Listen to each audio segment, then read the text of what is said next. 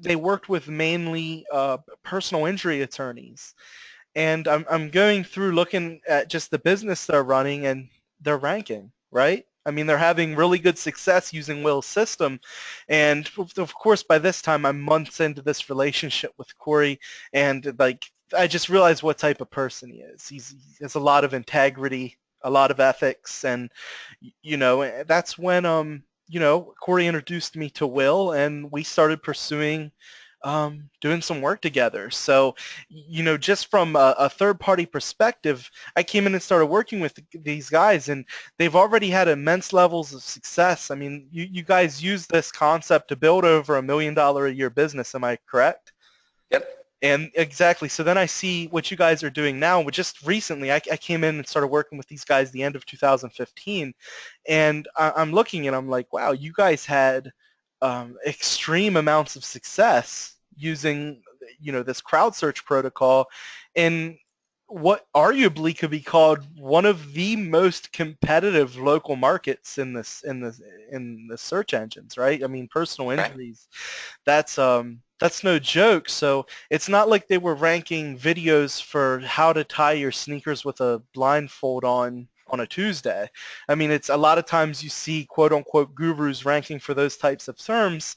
And, this was personal injury plus city, city plus personal injury. And I mean, some of their highlight clients are just, I mean, they're dominating their area. They're dominating their city across multiple search engines, not just Google, but Bing and Yahoo, and they're conquered the auto suggest, the SERPs, and it's impressive, guys. So that's kind of how I came to meet Will, is through Corey, and now we all work together. They just came out and visited me in my office. We got some work done, had a little bit of fun, not as much as we should have, but we'll get it in the future. But I am recording this, guys. Welcome everyone. I see we have over 100 people live. People are still trickling in, and I just kind of wanted to give you guys a heads up. Like, this is how I met these guys, and I love working with people I meet, but it's a big leap for me because there's a lot of people that talk the talk and can't walk the walk, and these guys are the real deal. Like I said, I wouldn't be working with them in our agencies if they did the same with them to me. I mean, it's not, it's just it's really cool to be able to work with people that actually implement what they talk about. And so, guys, I give you Will. Hey guys, thanks Mark. I appreciate the intro and the kind words, and I love the fact that you really built Corey up to be a saint and allowed me to be kind of the scumbag of the partnership. So I appreciate that. I mean, you'd have to almost. Corey's such a good guy. I mean, he makes Yeah, he a is. good guy look like a bad guy. So he's an awesome Yeah, he person. does. But He does. So, it's fun to be able to get out there and share some knowledge. And for the past 5 years, I've been very quiet about what I've learned, what we've been able to discover, the data behind it, the science. Because in the very beginning, as I started to, it all started with the autocomplete, influencing the auto suggestion in Google, being Yahoo, and many other channels. I've taken it farther than anyone else that we know in this industry, and we know a lot of people. And I've helped a lot of the big names out there in this space with their success, been kind of behind the scenes, and it's been fun. It's been really fun. So now starting to share it because there's just been a lot of information out there. When I say a lot, and there's not much, but the information provided has been either inaccurate or just outdated. So as LCT, I have a lot of respect for you guys. I'm a giving person, and I have a lot of respect for your host, your leader, Mr. Mark Luckenbaugh. We've been able to build an incredible relationship, as he shared with you. So this is one of my ways of giving back, to set the record straight on what the purpose of CrowdSearch is, how it works, the do's and don'ts, so you guys can be more successful and hopefully make a lot more money and help a lot more solid businesses grow. I mean, we really impact the economy when you think about it. we can make a difference. We can help that failure rate amongst businesses. We can make a dent there. I believe that truly. So everything began with the search. If you guys could see my screen just fine, and for the longest time this was my business card. Whenever somebody would say, hey, well, what do you do? And I'd say, well, just type in Google, best marketer of all time, and see what Google suggests to you. You see my name there. So this is how Crowdsearch began for us, for me. It all started with an accident. There was an accident with a happy ending, since it's a massage company. So we had a client, a friend of mine, almost 7 years ago, who we had the most difficult time trying to rank her maps listing and her website. And a couple months later, she calls us and says, hey, whatever you're doing, it's working. Phone's been ringing off the hook. I'm like, well, of course it has. That's what we deliver. So taking all the credit and not knowing what happened, I hung up the phone, immediately went to the search engine and started typing in her main phrase. Lo and behold, which is cool. Let's see if we get it to populate. I like to do things organic, guys. I don't like, guys and gals, I don't like to, it's not one with slides and presentations. I like to show you it raw and live. So I hope you can bear with me to go through this. But I started typing in. There it is. Yep, still to this day. So when I saw this, and I clicked on it, it's an auto-suggestion, sure enough. She owns the entire first page. And you're like, well, duh, Will, that's what happens when people type in the brand name. The power of this was the fact that Google was auto-suggesting, as you saw a second ago, the main phrase, the main keyword, Ogden Massage, and what came up was her brand. Funny thing is, she no longer operates out of this location nor this name. So we went to work trying to figure out and reverse engineer, well, why did this happen? You know, what happened? We soon found out through Google Keyword Planner, once they started displaying the data 45 days later, that she had enough searches for her brand name with the keywords. Okay, so navigational searches, brand queries, that Google started auto-suggesting. We're like, sweet, that's awesome, because Google and most of the world would agree to the statement that if you are a brand, a powerful brand, a well-known brand, you're going to have people searching for your brand name in the search engines, looking for your location, your website, whatever it may be. So I started researching out, well, how does this work for an offline to online promotion? And how does this work when there's an earthquake? When there's an earthquake, when there's an offline to online promotion, people flood to the search engines and start typing in keywords with the brand name or keywords about the subject, like an earthquake. There's a whole bunch of buzz being created, different keywords being used, people searching and then clicking on different web properties and then sharing, engaging.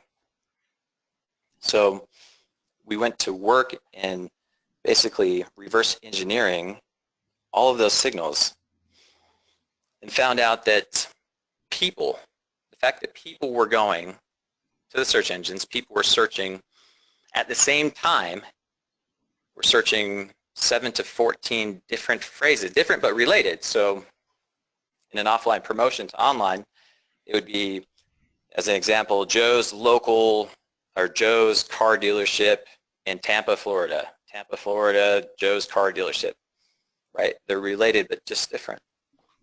And the common trait was that there was always one keyword phrase that had more search queries, or more search, I should say, searches performed than the others.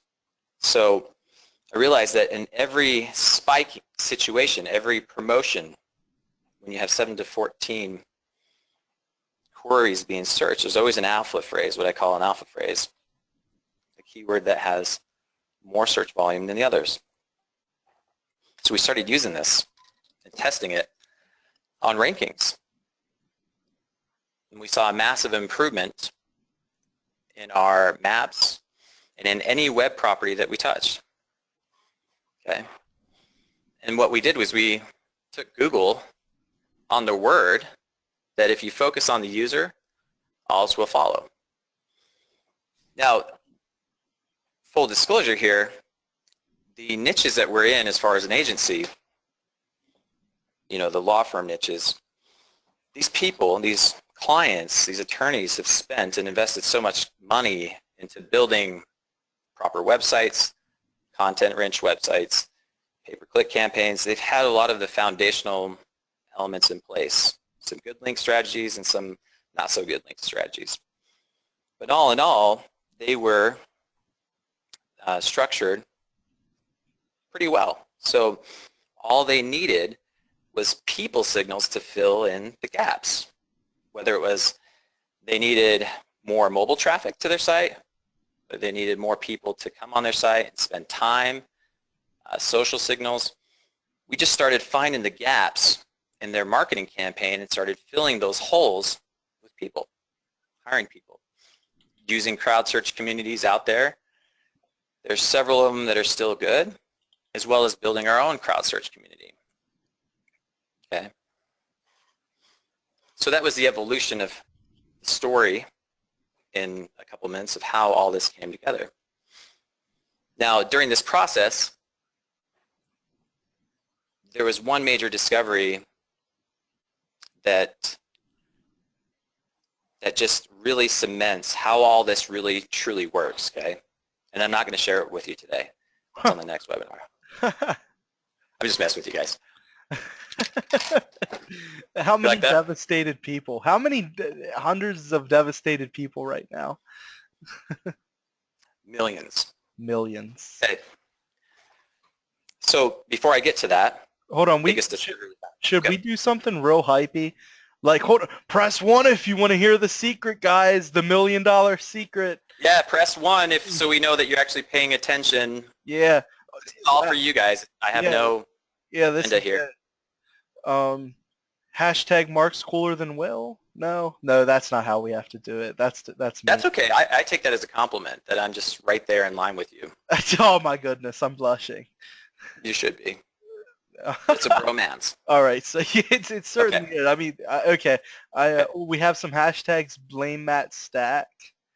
Some hashtags I'm not freaking repeating. Like, seriously, on the LCT, man, I love my group for that. It's a band of just people I feel like people don't express themselves in any other group like they do in LCT. It's just like the most open. Oh my goodness, it's terrible. I created a monster, but all right, I'm sorry, buddy. Go ahead. Okay. No, you're okay. So before I get to the most important discovery, which will just dial all this crap about Crowdsearch and people signals in for you guys. I mean, it'll just change the way you do things going forward. Hopefully, that you'll capture this. I mean, this has been my complete focus for the past 6-7 years. I mean, I have data that we've tracked in over 4,000 campaigns. And this is not a concept. It's not an idea. It's not a hypothesis. It's this theory backed by real data, okay? So I'm trying to give you bite-sized chunks. And during this process, we tested bots. We used bots. We tried to build software automation and found out that there's to do this right, it's not a set it and forget it.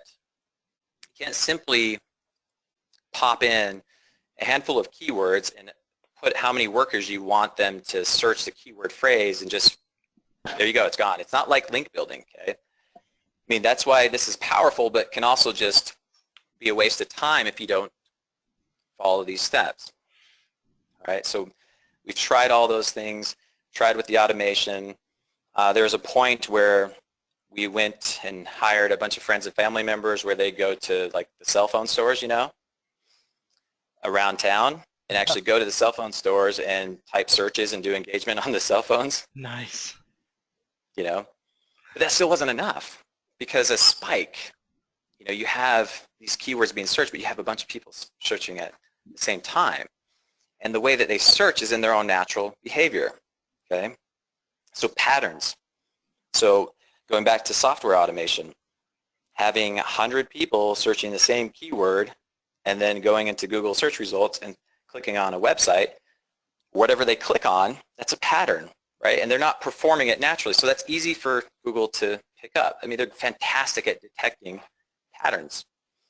So the way that we do crowd search is in the form of like a treasure hunt, okay, where we're giving them bite-sized pieces of information to direct them in an indirect way, if that makes any sense whatsoever. So this way they can perform the search, do the scrolling, do the clicking in the way that they would normally do it, right? And we hire people under the assumption, or under the basis that they're providing customer feedback, like consumer polling. So it's not we're paying them specifically to boost our SEO rankings. We're paying them for their opinion, empowering them, getting them excited to go and tell us how crappy a website is, or to see if there's any grammar errors on a page, or if the pictures are pixelated. We're paying them for their opinion. And the byproduct of those activities is what we get with the increase in search rankings and what I'll get to, the Google bounce. Okay? So the most important thing that I want to drive home, the point I'm really trying to drive home about people in this treasure hunt is, think of them as like your friends and family members. I mean, start building your own private people network. Treat them well. I mean, don't pay for the results. The cool thing about CrowdSearch is you don't need that much to trigger RankBrain, to trigger Google bounce, to start that process of increasing your rankings. You don't need that many people. You just need the results. Okay. So that's by far one of the biggest, the highest, I don't know how to say it, but the question I get asked the most is, you know, how many workers, how many people did I need to be able to influence that? And it's more keywords at one time, less people, and then the way that you have the job scheduled and the activities performed is by far the most important thing, okay? So going back to what I said, the most important discovery was the Google bounce. So everyone's familiar with their Google Analytics, and this is awesome. Yeah. Just I'm not going to get long-winded here, but Corey and I sat one day for hours digging through different site analytics, and if you just look at some of the unusual patterns based on how certain pages are accessed for certain keywords or certain queries, I should say, when there's like no way a human would access the page that many times, and then the fluctuations that you can see based on different metrics, it's astounding. It really is. It's some really neat data. Just digging through your analytics in general. I know that's not 100% what you're talking about, but your analytics hold a ton of data about how Google determines where they're going to put the site based on user metrics. Absolutely. And up until a couple months ago, so this is, I'll finish that thought real quick after I explain where I'm at. This is your Google Analytics. No, you're okay. And this is a client of mine. And this is underneath acquisition. You have the search engine optimization. This is search queries. So this will only show, this data will only show in your Google Analytics if you have your Google Webmaster Tools linked to your Google Analytics. So I'm going to show you what they both look like in Google Analytics and Google Webmaster Tools, just so everyone's clear. But if you do have your Google Webmaster Tools linked to your Google Analytics account, this is where you can find this data. It's underneath acquisition, search engine optimization, and search queries. Now this is happening right now for everyone's websites. Okay? So with CrowdSearch, with people interaction with your sites, this process happens. If you go through RankBrain and understand what RankBrain really is for Google, and then come into your Webmaster Tools, the dots will all start to get connected.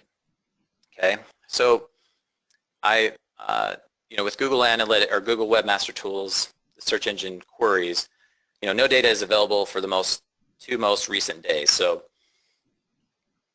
this is why you have to stay on top of this stuff, and it's not a set and forget it. So what's happening is every day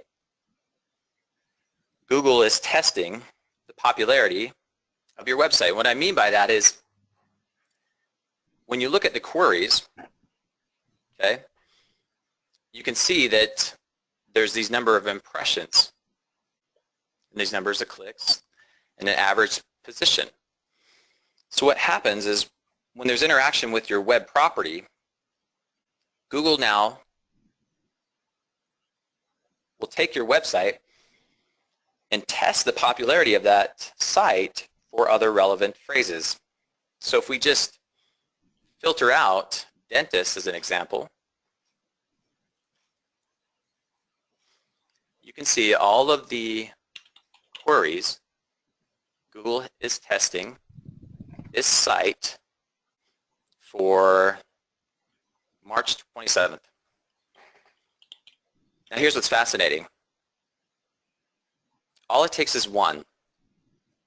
So Google scrapes your website, or they get signals that somebody has searched a certain keyword, found your website, and clicked and engaged with it. Now what Google does is it says, scrape your website. They also have their database of queries that are also relevant. They start testing it. Well, this site received 16 impressions that day, and one user just hanging out surfing Google for this keyword saw his site, decided to click on it. This now created a ripple effect, what I call a bounce, where Google starts to test the website's authority for all these other phrases. See that? Here's the impressions. See how they're giving some impressions more than one? But look, no one's clicked. So 86 keywords for this local dentist.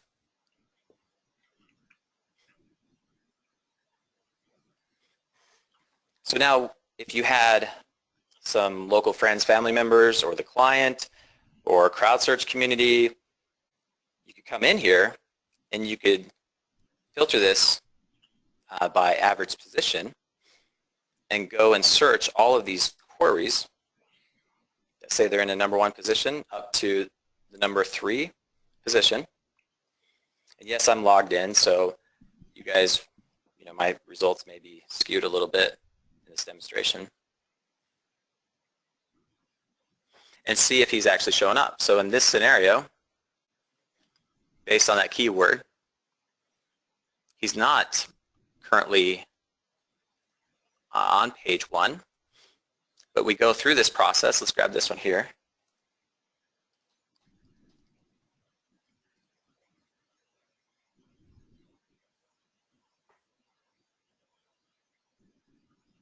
Oh, there's his maps listing.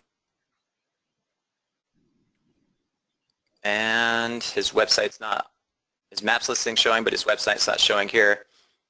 Well, what we do is you there? Can you hear me? Yeah, we do know, just to intervene quick, since the big maps release, we do know that's now serving a disjointed algorithm for the maps listing, guys. Let me get a 1 if everyone did the maps and understands what that means. If you didn't grab the maps course, you're just going to be out in the cold, guys. I'm sorry. A disjointed algorithm, which I don't want to get too far off base, but it's one of the big things I wanted to kind of hit the group with at some point is you don't just manipulate organic search with this stuff. You've manipulated maps inside a bunch of other third-party platforms like Amazon. So this stuff can be extrapolated across a ton of platforms. Yeah, I mean, that's why people have politely crowned me as the king of Crowdsearch, even though I don't like the words Crowdsearch, because it's more than just that. I mean, I've broken the auto-suggestion boxes in Google, Bing, Yahoo, YouTube, eBay, Amazon, Alibaba, iTunes. I mean, I've used them to influence organic results in all those channels, as well as website data. I mean, just filling the gap with people. that's how you have to think about it, is where's the hole in the campaign, and how do people signals, people interaction, how does that, can that fill the gap, right? Absolutely. As well as use it to tank your competition, which is something I love to do. So going back to this, here's an example of another phrase. Okay. Again, now that was one of the phrases that was clicked, but sure enough, as I just searched it, his maps listing is on, he's right there, not map, sorry. His website listing is one. So in this situation, if you find the phrase, a phrase that is the money phrases that you're targeting, and you could see that Google is bouncing you, going through the bounce process, then what you need to do is immediately have 4 or 5 friends, family members, coworkers, hop on their mobile devices, desktop's the last resort, but hop on the mobile device, search that phrase, you see their website on page 1, click, and engage with the site itself. But if you guys all take time to actually go through this, you see how powerful this is. And now what will happen is once you start to get clicks, they'll go through the bounce process, and if provided that there's still the impressions and the clicks happen, it's further verifying to Google that sure enough, your site's most relevant for all of these phrases. I know Yes, we're go not ahead. doing Q&A right now, but this is a cool question. Does Hide My Ass on a mobile device work for this type of stuff, or is Google going to be able to see it's accessing through a really popular and saturated proxy server and kind of build a pattern off that or discredit it? So in my opinion, you guys feel free to test, but I found that trying to game the system using technology has never worked for us, whether it's been proxies, again, bots, people from another state trying to use proxies to get in-state results. Just doesn't. It either works for a little bit and then stops working, or just doesn't work at all. So for us, it's been we've put the effort into actually building real people, right, real community, and continuing to improve how we can give them breadcrumbs to perform the types of searches we want. Yeah, absolutely. I like that. So I don't want to. I mean, this is mainly theoretical. I'm definitely not a crowd search guy, but I spent hours geeking out with Corey before and trying to develop patterns, and it kind of also justifies why certain platforms don't consistently work. And now, tell me if I'm not necessarily looking for validation, but what's your opinion? And I mean, you've obviously dealt with a lot more of this than I did, but we were looking through, and it seemed like one of the biggest reasons this stuff doesn't work is it's looking like Google's taking pages that you have optimized for specific queries, and it's split testing them during different searches, right? So it'll actually take a page. If you look through analytics, it's not logical that your page that's sitting on, the 98th position is going to get 50 or 100 impressions, right? Or 1,000 impressions and 100 clicks. It's not even logical that could naturally happen. We know that from just a user, kind of like user psychology tells us they're not going to venture that deep into the search engines to check it out. And what it looked like to us is Google's pulling these pages that are optimized for the queries, and they're constantly split testing their front page results, because obviously their income revolves around giving you the best results, giving their people the best results. It's why they have the market share, right? The lion's share of the market. So it looked like, and that would also justify why you need to keep things really natural looking, because if Google, it is split testing and they end up, getting it, it's a natural looking interaction, not a search, click, dwell for 4 minutes bounce, right? Right. They can't develop that pattern because, like Williams, recommending you guys make it look natural. When you catch it on that split test, it seems like it's telling Google, hey, you split tested this page from, page 10, and it's getting the proper proper click-through and the proper interaction, it looks like it's the most viable page to serve for this query. And to build on that, it's what you did to convince Google that certain pages are not topically relevant to the terms they're optimized for, like the hot dog cart situation, which Right. I don't know if you want to divulge that or talk about that at all. I mean, Yeah, I'm going to look at, go ahead, keep talking. that Sorry. to me is one of the coolest things you've ever done. I mean, that's really interesting, just how it's like you're influencing the semantic engine, where I try to do it with co-occurrence, co-citations, different content, different topically relevant content via linking and citations and whatnot. It seems like you're manipulating the semantic engine via Influencing. You don't manipulate. Influence. That's right. I can manipulate. See, I manipulate. I always stay a little gray hat and manipulate. But you're essentially you're influencing the semantic engine not by links or by topic of content, but by the topic of search and the behavior people have when searching for certain things, which makes a lot of sense, right? I mean it's incredible, and I understand I'm taking it to a little geekier level, but I mean, welcome to LCT, where we have to geek out once in a while. But I love geeking out, man. yeah, I know you do. I mean, I know you do. Hopefully everyone else appreciates it, but it's like, it's the same thing where I've been preaching for so long about influencing the semantic web, via content and links and, just the co-occurrence in your LSI spread across a bunch of relevant properties. You're doing it with with human signals and how their behavior during search and stuff, and it's fascinating to me. And I don't know if you want to discuss any of that stuff. I wanted to throw it out there. I think it's really cool. Yeah, no, I think it's so. Here's so this is why it's. If you saw that search engine land post or article that I posted in the group where it talked about the 3 main factors that they know now, which is content, links, and RankBrain. Right. When we talk about content on your site, making sure your content, the site's themed around one general, it's one general theme, right? So the guy on the screen here, he's a dentist. He's in Ogden, Utah. He's a dentist, right? Right. So we come across clients who are, for example, law firms, where they have this beautiful law firm site that's, it's about all the areas that they service: bankruptcy, personal injury, family, divorce, all these things, right? Mm-hmm. And what happens is they engage with us to rank them for personal injury.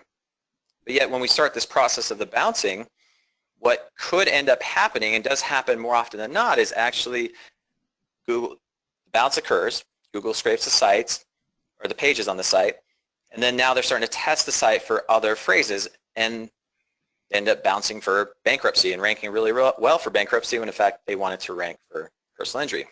So you guys can kind of see how that could possibly work for your competition, but we won't go there right now. But let me give you an example of what happens. Okay, this is what you were kind of getting at. This is a site that a popular, very, very popular, big name gurus, if you will, had me work on. They had no SEO whatsoever when they launched this site. They only had their social signals from Pinterest, okay? And it's yoursopretty.com. It's a makeup tutorial site. And when we came in, it was at the beginning of September. Let me pull up the other screenshot real quick.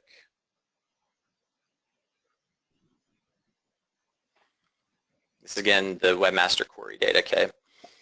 You can see that we are running branded searches, keywords plus their brand, because they weren't even ranking at the time for their own website name. I mean, you're so pretty that's a phrase. It's not, at the time Google's like, that's, it's a normal thing. It's not like a website or a brand. So we were able to convince Google otherwise, that sure enough that this is a brand, which is one of the things that we use Crowdsearch for, is to help sites get indexed, and it's one of the safest and fastest ways to do so. We started tagging the main keywords that they wanted to rank for with the brand, as well as performing, just general navigational queries and traditional search and click. So what ended up happening is you can see this spike here that we manufactured, and then it kind of dropped down. This is what I'm talking about with Crowdsearch, having a spike, a couple-day spike, using many, many phrases, but they're all relevant and all related. So it looks like a big promo, okay? So since this was a makeup tutorial site, they had this piece of content, it's one article. And this article was about zombie makeup tutorials. And as a spike, as our crowd search started to come to an end, you know, at the spike, you can look, September 29th, we're going to Halloween. So what happened? Well, people were searching online for zombie makeup tutorials because it's Halloween, and there's a lot of beautiful women wanting to, and men, I guess, also wanting to know how to make their face look horrible, but yet still beautiful and sexy and slutty at the same time. So this one article, 13 amazing zombie makeup tutorial tips, caught fire. Google bounced the site for cute zombie makeup tutorials. Users who are searching that phrase saw the website, clicked on it, and then it spiraled and continued to grow in popularity. As you guys can see, look, it's all zombies.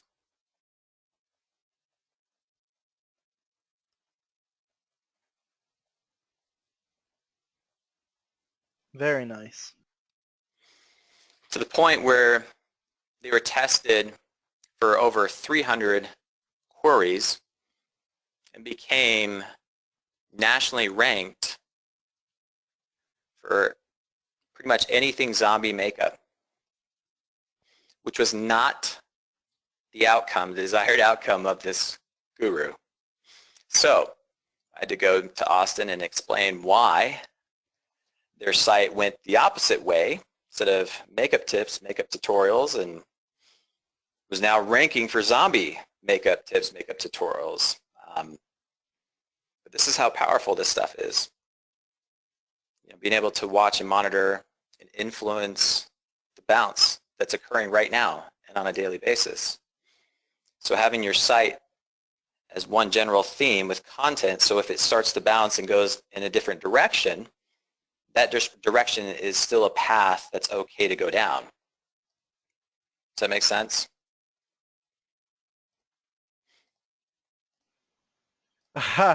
There's some people guessing whose website that is. Yeah. Our well-traveled community. There we go. So I promised you guys I'd show you. So for those that don't know, again, I was showing you the access for your web queries in Google Analytics. So this is a different client, but in Webmaster Tools, just come over here underneath Search Traffic, Search Analytics, you can see the same data. What's great about accessing your search queries in Webmaster Tools is Webmaster Tools, when you come over here to set your date range, they'll automatically show you the last day that has data on, so you can just select it. And then make sure you check your clicks, your impressions, and your positions and queries, okay? Again, you can filter them down as well, but you know, take a look at what's happening. Take a look at what Google's testing your site out for, and is it in the direction you want to go? You know, or is it in in a non-favorable direction? So that's the bounce. That's how also RankBrain plays a part in this. Yeah. I mean, essentially, if you don't want a site ranking for zombie makeup, I don't want to work with you, personally. Right. That's right. No, honestly, I mean, that's something I'm sure, considering who owns that site, they probably capitalized on that and made a ton of cash. I mean, that's a pretty big thing, especially seasonal around the Halloween and whatnot. Mm-hmm. I mean, that's a guess. I don't know what they did, but I'm assuming those guys probably spun that into something profitable. They're beasts. It probably did. It probably did. one being your man crush, but Dude, I mean, what an incredible human he is. I mean, no, I can respect a really intelligent salesperson and a good marketer. So I'm a fan. yeah, perfect. But yeah, man, that's awesome. So there's a few questions. Yeah, let's get to it. If you don't mind knocking these Yeah. out. So wow, let me scroll back up. Just full transparency, I am terrible at GoToWebinar. Um, oh, we have a compliment. This guy is brilliant. I want to think they were talking about me, but it was probably geared towards you. No, man, it's all you. No, I'm It's your world. I just live in it. Um, So here's something to just as you're searching real quick, Mark. Sure. The future of crowd search of this industry is mobile devices. I mean, that shouldn't. You guys are probably saying, "Well, duh." But if you go out and hire, work with like Crowdflower, MicroWorkers, or any of those other communities, know that people, they're getting paid 25 to 45 cents per click and search job. So they're going to have multiple tabs open, performing the searches on their desktop as fast as possible, because the more jobs they complete, the more money per hour they make. And I have some tactics and a strategy that we put in place to really get the results, reduce the amount of potential fraud. With the workers, there's fraud with workers, people saying they did it but they didn't, and how to best interact with those communities, I guess is what I'm trying to say, to build morale, to win over the workers to choose your job, because we've gone through and actually hired people to go inside those communities and to see where their pain points are, who the influencers of those communities are, and there are people who are trolling. There are people in there that really sway votes, because every one of those MicroWorkers, Crowdflower communities, they all have employer ID. So when you sign up to employ people, you're going to have an employer ID. And workers can actually filter out jobs. They can filter out your employer ID so none of your jobs show up in their feed. So there's ways to, there's a strategy and some tactics that I can share with you guys at some point on how to get your jobs picked, as well as how to build loyal fans and rapport and get people excited about your jobs each time. So it's interesting how crowded those spaces have become. And so there's like the job title, we actually write it as like an email subject line title, so we get people to see it and want to click and learn more about it. So there's ways to position you and help you get your jobs actually picked and performed properly and done. But in addition to that, these people are on desktop devices. So if your client's website, your own website, already has a lot of desktop and you need to supplement it with mobile, don't use those communities. Most people never use their mobile devices, even if you say it's a mobile device job. What I found to work extremely well, besides having your own group of friends and family members that you can trust to perform and pay them to perform those tasks, is to supplement it with mobile PPC traffic for the relevant but non-competitive terms. Just like a whole other topic in itself. That's one way to supplement the mobile traffic. The other thing is queries. The queries typically searched on mobile devices are going to be more research queries. They're going to be more broad. They're going to be questions. They're going to be things that people haven't decided yet that they need a specific product or service. So that's something else that you guys need to take in consideration with Crowdsearch, is mimicking that same type of behavior with Google. Okay, so your desktop Crowdsearch is going to be more commercial intent type queries, so like bankruptcy attorney, Tampa, Florida. And your mobile queries are going to be more, what is a Chapter 13 bankruptcy? What is a Chapter 7 bankruptcy? What do bankruptcy attorneys do? Right. Those are very important, okay? So I really like that you brought up the PPC traffic. I'm just because you have a course, right? Yes. So if everyone's What? ready, no, I'm kidding. No, That would be too great, though. Yeah, actually, we have people who are like, I know you promised no pitch presentation, but how do we learn more? We really don't have anything right now. I'm working with Team LCT and Team Clixy to try to get these guys more involved in the community, so they can add value and we can kind of just bring some more intelligent people into the mix. I mean, these guys are seven-figure business builders. They rub shoulders with some of the biggest names in our industry and the ones that actually make the money. I mean, they have testimonials from some of the biggest names in the industry. I mean, I'd love to get these guys more involved in the community. So that's another reason this is an icebreaker. I'd love for these guys to do a lot more. But anyway, there really isn't a pitch. We really don't have No. anything to sell, but thank you anyway. But about the PPC mobile traffic, so in full transparency, we have very, very limited data. Okay, very limited data, but we also we experimented with we ran really cheap social ads. We tried Facebook and Instagram. Facebook ended up having the most steam just because we were getting better click-through rates from it and stuff. But so we ran the Facebook ads and we had them come to our target ranking page, and it was fill out for to enter to win a free roof, right? And so everyone was filling the thing out, and then we asked them to share to increase their chances. Okay, we didn't have any type of plug-in to really track it. It was just like, hey, increase your chances, give us a share.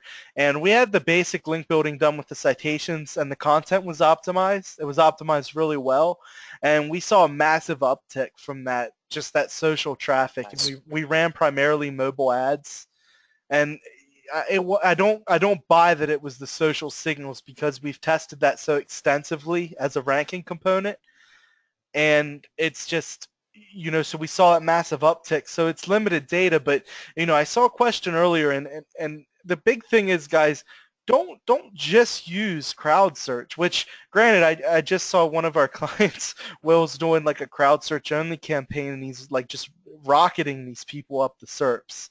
I did see that, buddy. Good work, by the way.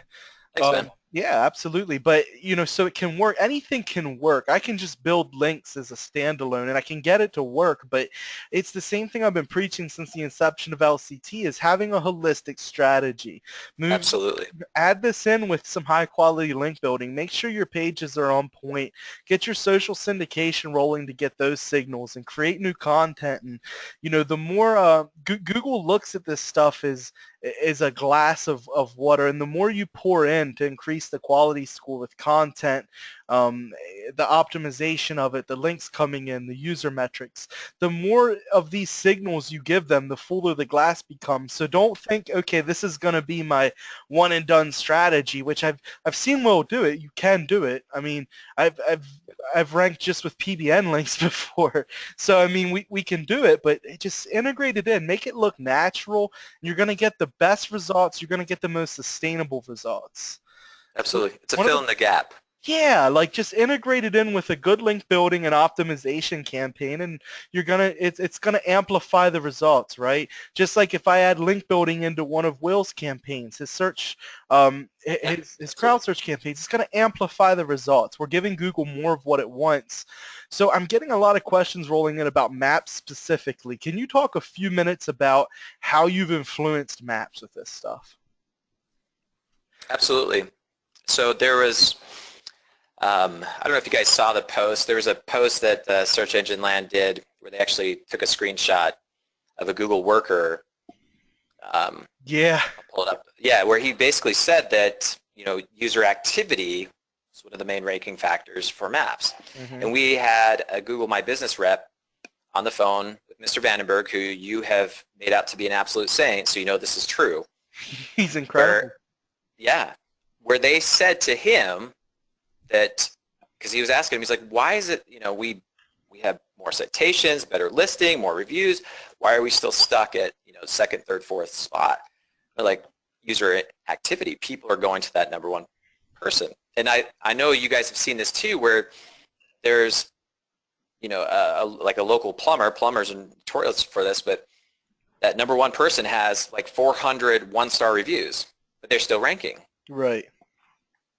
And it comes down to the user engagement after you have the foundation built. So what we've done specifically is having people search a variety of keywords, again, the whole spike thing, click on the maps listing. So this is what it would look like, okay? If I came in here and this was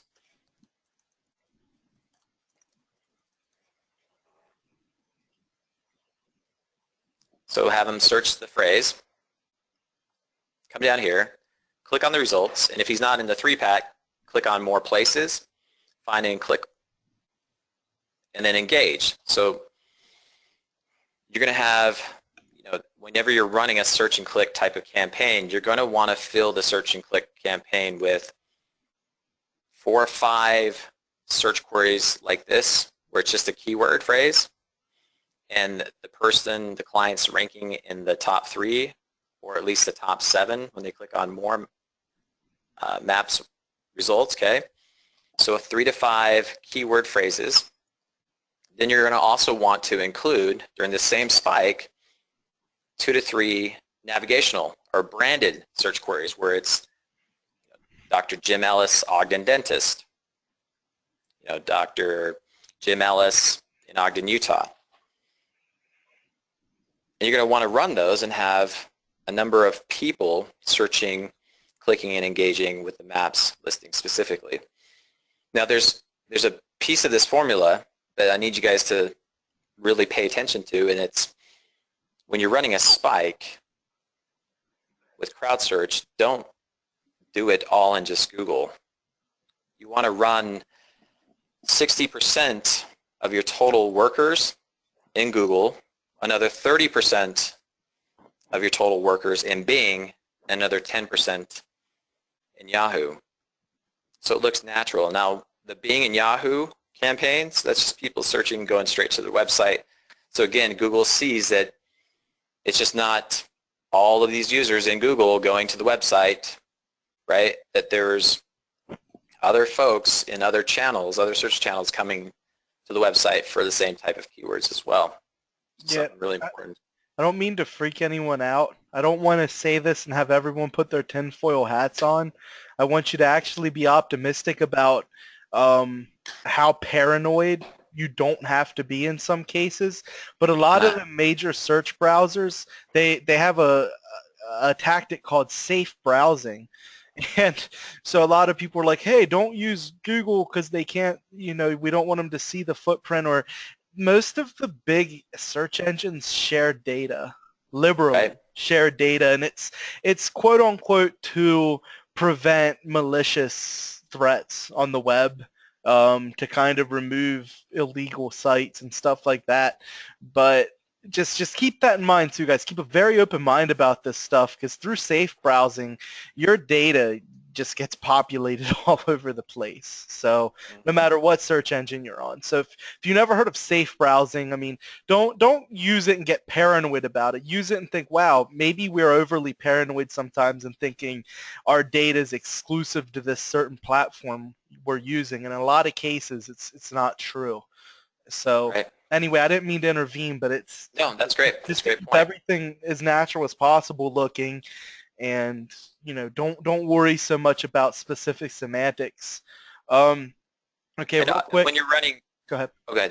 No, I was just gonna say when you're running your spike, keep the phrases in the same bucket. And what I mean by that is, if it's Ogden Dentist, Ogden's a city, go Ogden Dentist, plural. That can be your second one. Flip it around, so it's Dentist Ogden. Don't add in Ogden, what are they called? The teeth whitening or cosmetic or Invisalign. You don't try to be fancy and try to add in other phrases. Like, really show Google that there was activity outside, offline. Now people are driving online. Make sure it's all within the same bucket. So dentist, and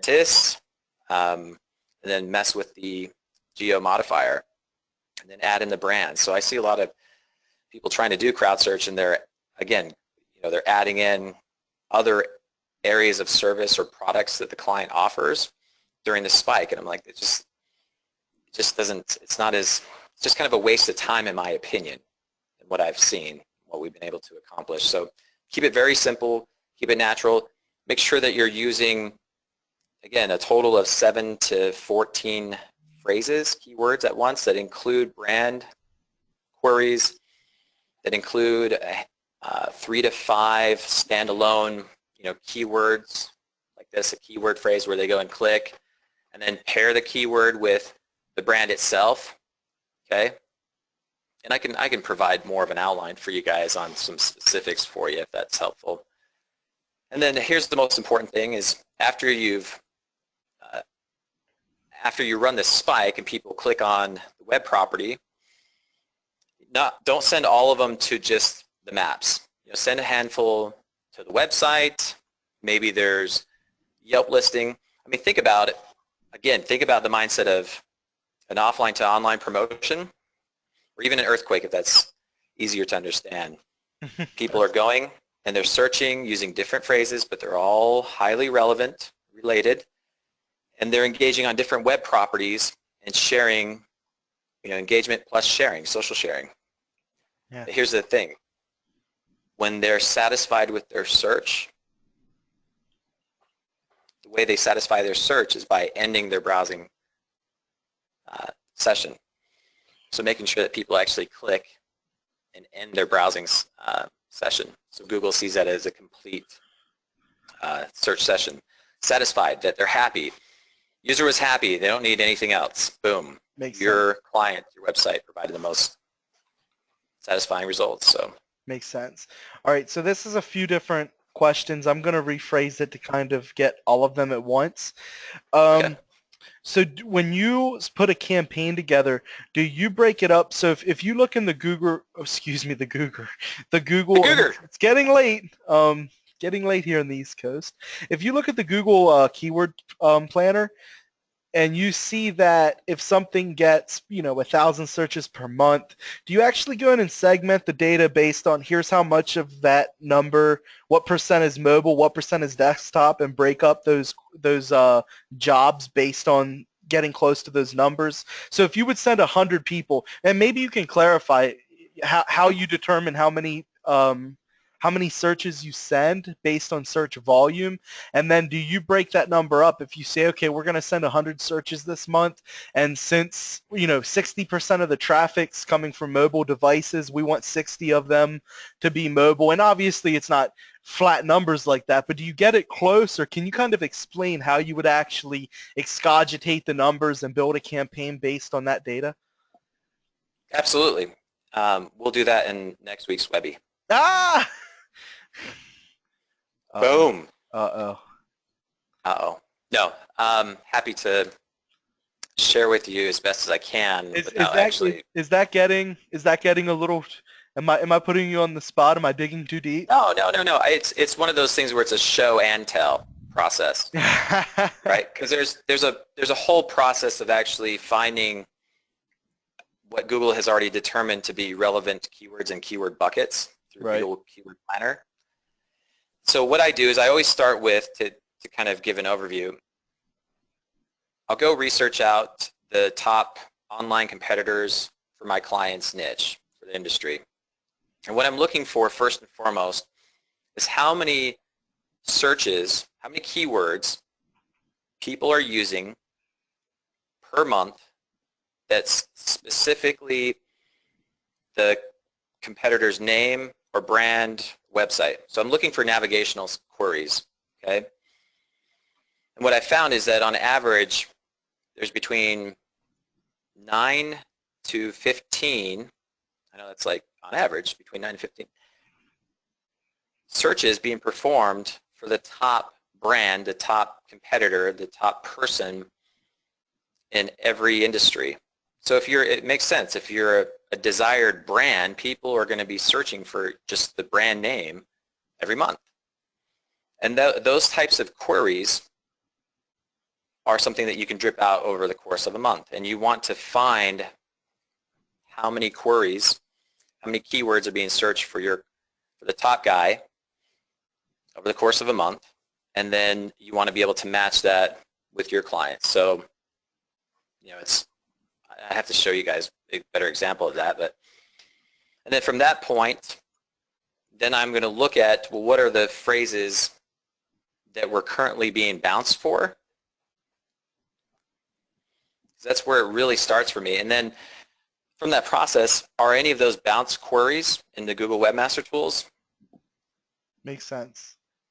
Are any of these the phrases that our client wants to target?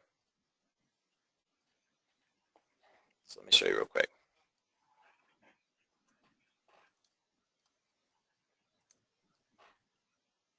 So that's today, or let's look at last 7 days.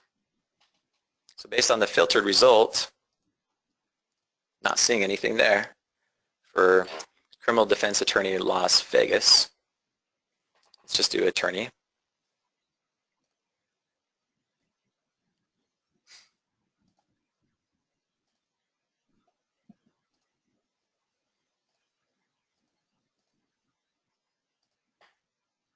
There's no queries there for them on that.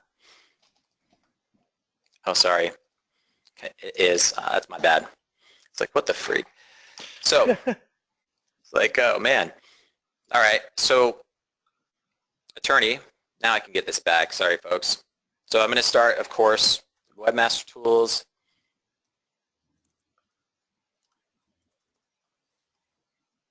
And I'm going to see what is already occurring, what phrases Google's trying to bounce them for. And from this point, I'm going to take some of these queries, if they're the ones I really want to rank for, I'm going to take them and I'm going to put them in that spike campaign. So I'm going to look for 7 to 15 total queries. So I'm going to look for 3 to 5 of these queries that Google's trying to bounce them for, or that they currently rank maybe the bottom of page 1, maybe the top of page 2. And those are going to be my 3 to 5 search and click, okay, where they're just straight up the keyword with the geo. Then I'm going to go and find anywhere from 2 to 4 brand queries. So the website, the brand name itself, the business name, the professional service, if it's a dentist, doctor, attorney, people are going to be looking, they're going to be searching their name. I'm going to add those into my spike campaign as well. And then I'm going to then take a look at, well, what's the actual monthly search volume per keyword phrase? But I'm going to filter this in Google Keyword Planner based on the actual location, not just the United States. I mean, this data, could just be the United States, total search volume on average. So I'm going to go into Las Vegas and I'm actually going to filter it down to see, well, what's truly being searched. And in a Keyword Planner, I'm going to look at the graph next to each keyword and see if there's any historical spikes where it was higher than what, higher or lower than what Google's saying the monthly average is. And I'm going to typically run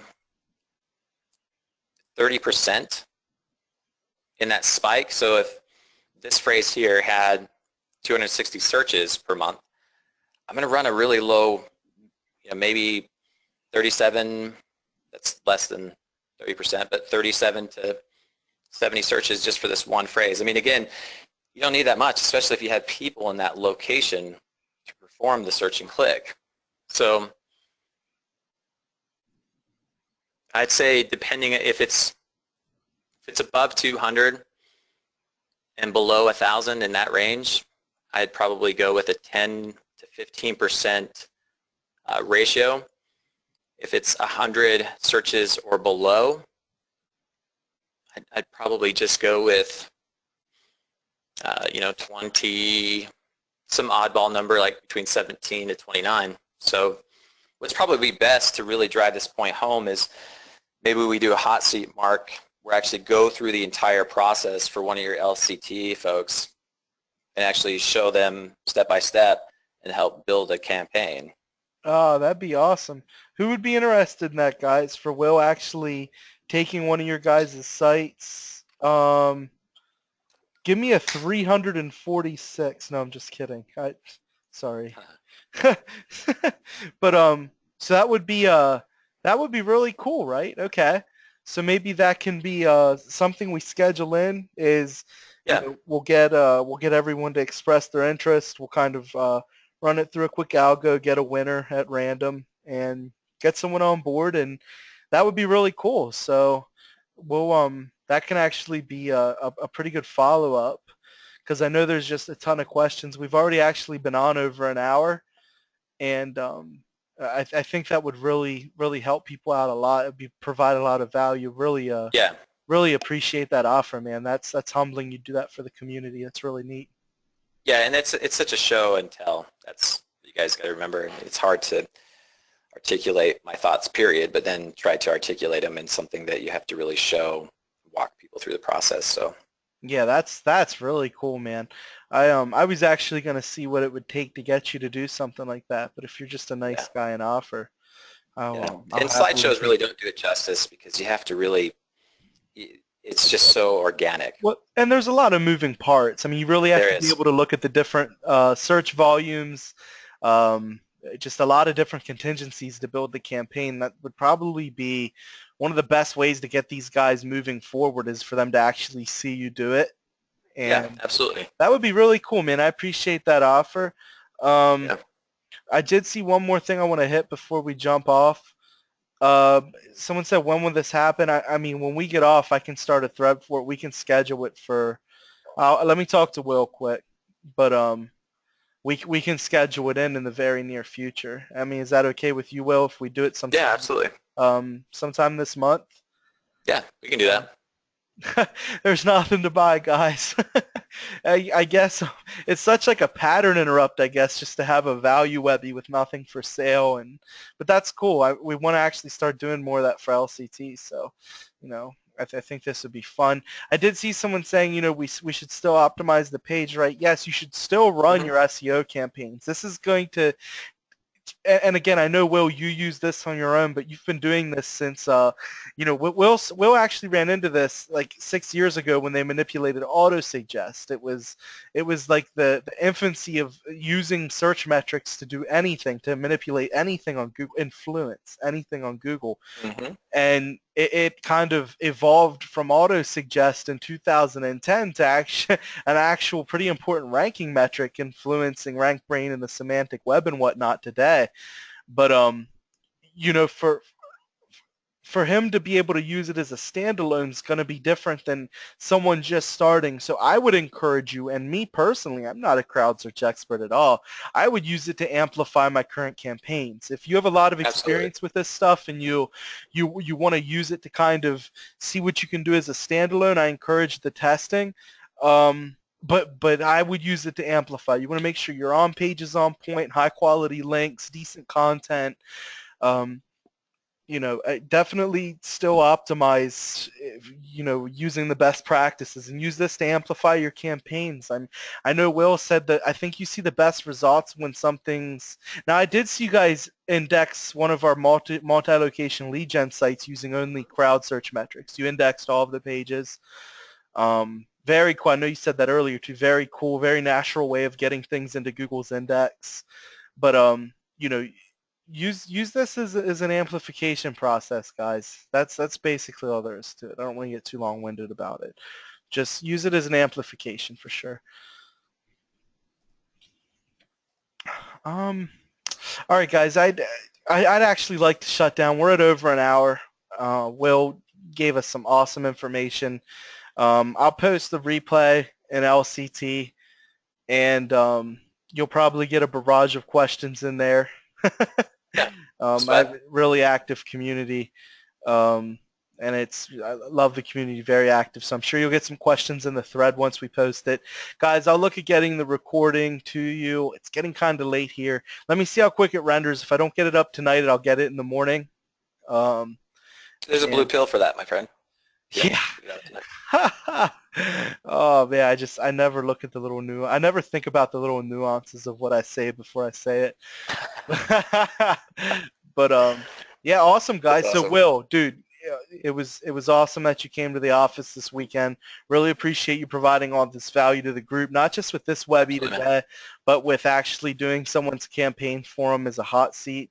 Thank you very much, LCT, everyone that came. We had a huge retention rate on this. It looks like everyone's super, super interested in what you had to say. Lots of interest in getting a hot seat. Great. So very successful, man. I really appreciate it. Thanks, everyone, Absolutely. for sure. Thanks, you guys. All Looking right. forward to providing more value and helping you guys out as best I can. Love it, dude. Thanks a lot. Thanks for coming, Okay. guys. Thanks, guys.